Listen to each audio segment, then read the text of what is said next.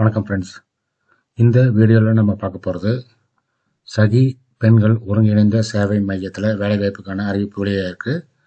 சகி பெண்கள் மையம்னா வன்கொடுமைகளால் பாதிக்கப்படும் பெண்களுக்கு உதவி செய்வது, மனநல மருத்துவ உதவி செய்வது, தங்குவதற்கு ஏற்பாடுகளை செய்வது போன்ற உதவிகளை செய்யும் ஒரு ஒருங்கிணைந்த பெண்கள் சேவை மையமாகும்.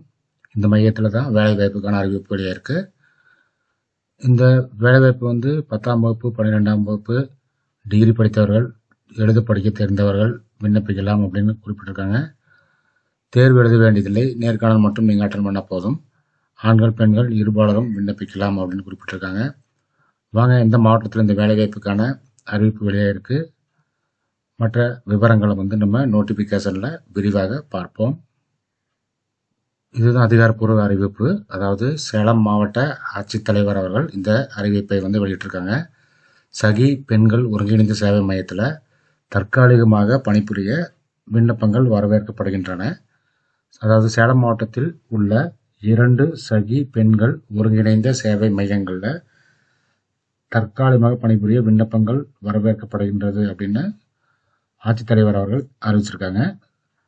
சேலம் மாவட்டத்தில் பெண்களுக்கு தேவைப்படும் அவசரகால மீட்பு, மருத்துவ உதவி, மனநல ஆலோசனை, காவல் உதவி, சட்ட உதவி, தற்காலிக தங்குமிடம் ஆகியவற்றை வழங்கி அவர்களை பாதுகாக்க ஒன்றிய அரசினால் சமூக நலன் மற்றும் மகளிர் உரிமைத்துறையின் கீழ் சகி பெண்கள் ஒருங்கிணைந்த சேவை மையம் நடத்தப்பட்டு வருகிறது.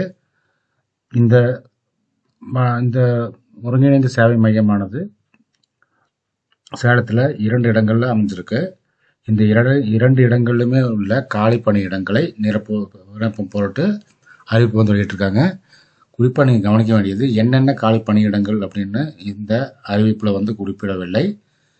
நீங்கள் இந்த அலுவலகத்தை தொடர்பு கொண்டு கேட்டு தெரிஞ்சுட்டு நீங்கள் அதுக்கு தகுந்தபடி நீங்கள் விண்ணப்பங்கள் சமர்ப்பிக்கலாம்.